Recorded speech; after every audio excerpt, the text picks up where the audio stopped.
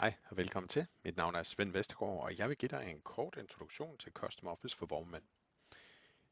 Det første, vi kan lægge mærke til, det er, at jeg er logget ind i Custom Office, og det foregår i det her tilfælde via en hjemmesideadresse. Hjemmesideadressen den kommer til at hedde et eller andet, eksempelvis jeres firmanavn.customoffice.dk. I det her tilfælde kan vi ikke rigtig bruge til noget, fordi det jo selvfølgelig er en demo, jeg har sat op til testformål. Det, som vi kan se som det første, når man logger ind som administrator i systemet, det er sådan set kalenderoverblikket.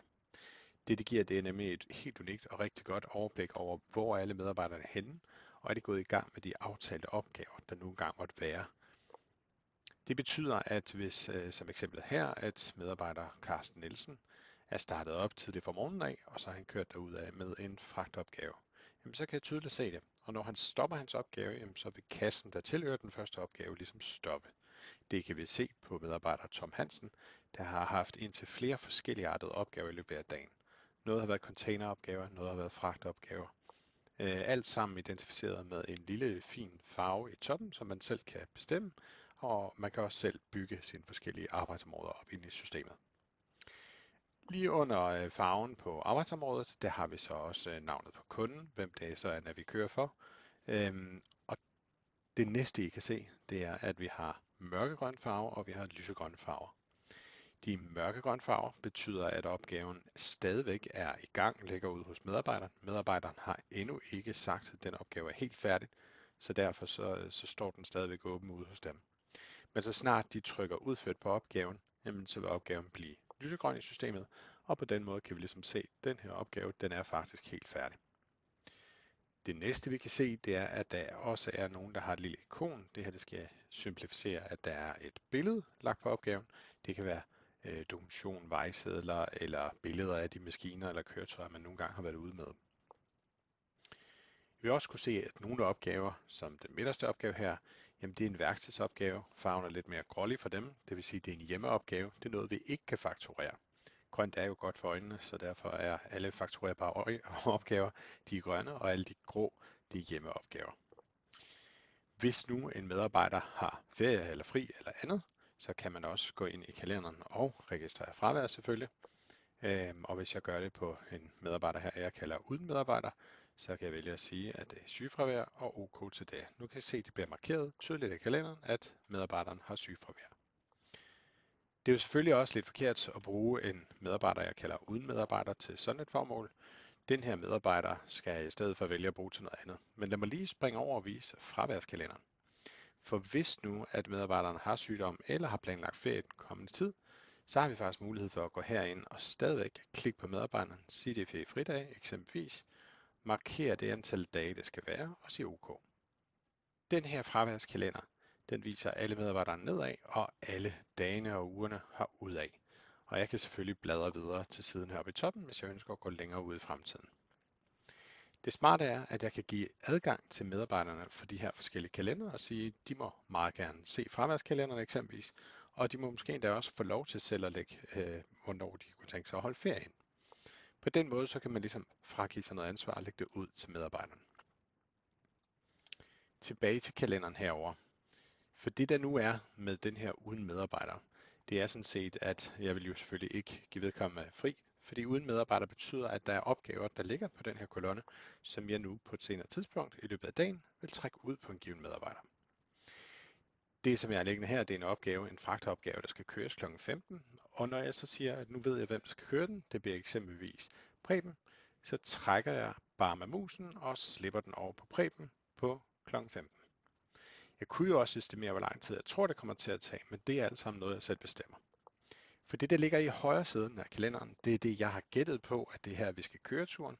Og når så opgaven bliver vist, så bliver den vist i venstre side af kalenderen. Så vi kan ligesom sammenligne, hvad var det, vi gættede, og hvad var det, der skete i den virkelige verden. Der, hvor vi ikke har gættet og trukket i den, så den bliver længere, men der er kassen bare ligesom vist som en ganske kort, lille fin kasse. Øverst op over kalenderen, der har vi liggende nogle opgaver, der er uden dato eller uden chauffør. De her konkrete opgaver kan jeg til enhver tid trække ned og sige, at de skal udføres i dag. Og når jeg så ved, hvem der skal udføre den, kan jeg igen trække den over på medarbejderen. Jeg har også mulighed for at bladre videre til i morgen, eller for den sags skyld alle andre dage i systemet, hvor jeg ligesom kan bladre frem og tilbage og se, hvad har jeg udført og hvornår har jeg udført det. Så det er et super nemt og intuitivt overblik. Hvis jeg ønsker at se en form for femdøgnskalender, så kan jeg trykke på opgavekalenderen her, og så kan jeg ligesom kigge lidt videre ud i fremtiden. Her er det på samme måde mulighed for at trække og slippe med opgaverne. Dagen i dag, der har chaufførerne været ude at køre, og når de kører rundt derude, så kan vi se med et lille ikon, hvor er de henne, og hvor langt er de kommet. Det giver dejligt mulighed til dig som disponent for at gå ud og trykke på opgaven, eller se nærmere på detaljerne og sige, hvor tæt er de på. Inde på selve opgaven, der har vi noter, eksempelvis her, hvor meget skal vi køre. Det er noter til chaufføren, der foregår ligesom her med et pop-up besked. Så det vil sige, at de kan ikke undgå at se, hvad det er, de skal vide. Når jeg lukker beskeden, så sker der det, at der på den her type opgave står, det er en fragtopgave, der står også, hvem kunden er. Og så har jeg i det her tilfælde 3 timerknapper. Den ene, hvor jeg hele tiden trykker ind, og have tanken, at man ser det typisk på sin iPad eller tablet eller mobil, og så trykker man jo selvfølgelig bare på knappen med sin finger. Så når man skifter rundt mellem de her timer, og der kan være mange forskellige timer, nogle vil registrere deres ventetider, aflæsning, pålæsningstider, nogle vil registrere kranarbejde, hvor meget tid vi har brugt på det, eller som her tomkørsel eller kørsel mellem opgaver, hvad vi nu kalder tingene. Det er alt sammen områdeafhængigt, det er alt sammen kundeafhængigt, det er alt sammen noget, som I specifikt får bygget op, ligesom det passer til jeres virksomhed. Medarbejderen kommunikerer tilbage til jer via notefeltet og har også muligheden for på sin tablet eller mobil, tryk på mikrofonen, så den skriver det, man siger. Eventuelt kan I få et fakturanotefelt, hvor man kan gå ind og overskrive noget, der skal også med på fakturen. Har man glemt at starte sin opgave, kan man altid trykke på rettelse og sige, jeg startede kl. det, jeg sluttede kl. det, og det var effektiv tid. Super nemt og stadigvæk intuitivt for brugerne. Er man nu i den uheldige situation, man er farveblind, talblind eller ordblind, jamen så krydser vi hele tiden tingene, det vil sige, at området fragt har for eksempel som her, nummer 100, effektiv tid er kombineret med en farve, og sådan på den måde er der mange forskellige måder at bruge det på. Vi beder chaufføren om at skrive på, hvilke køretøj de har kørt med. Det bruger vi over i vores dimensioner, afdelinger over i økonomisystemet, så vi kan lave et økonomi per køretøj.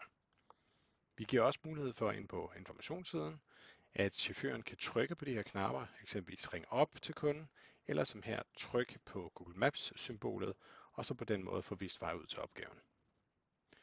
Trykker man på materiel, så kan vi lægge ting ind som broafgifter, færgeafgifter, andre faste varer, der ligesom skal ligge på opgaven, eller til enhver tid tryk tilføj og indsæt eventuelt andre varer, som nogle gange skal faktureres på opgaven. Har vi nogle fotos, jamen så trykker man bare på sin tablet, tager billeder.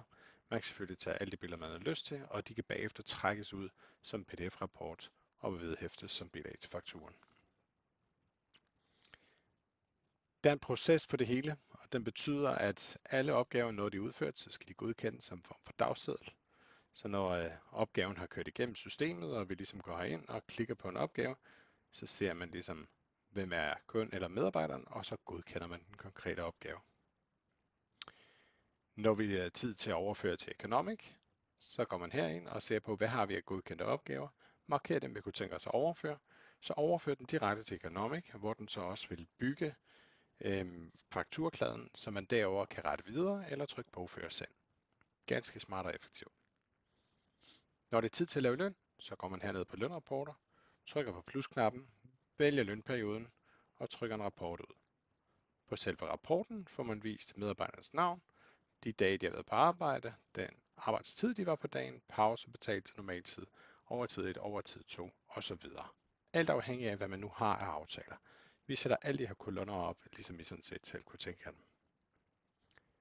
Når det kommer til medarbejderen, jamen så er det selvfølgelig bare at gå ind og oprette nye medarbejdere. Det eneste, vi kræver, er et brugernavn og en adgangskode. Når vi har oprettet medarbejderen, så giver vi endda også mulighed for at sætte nærmest pårørende 1 og 2 på. Vi kan tage billeder af kørekort, anden dokumentation, og så selvfølgelig et hav af regler og roller til de forskellige medarbejdere og lønprotokoller, hvor vi kan pege dem ind på. Har I brug for det, så kan vi gemme dokumenter. Det kan være sikkerhedsdokumenter, det kan være alle mulige aftaler og ting og sager, alt muligt i PDF-format eller linkbaseret, så chaufføren altid har adgang til sikkerhedsbladet, medarbejderhåndbøger og andet.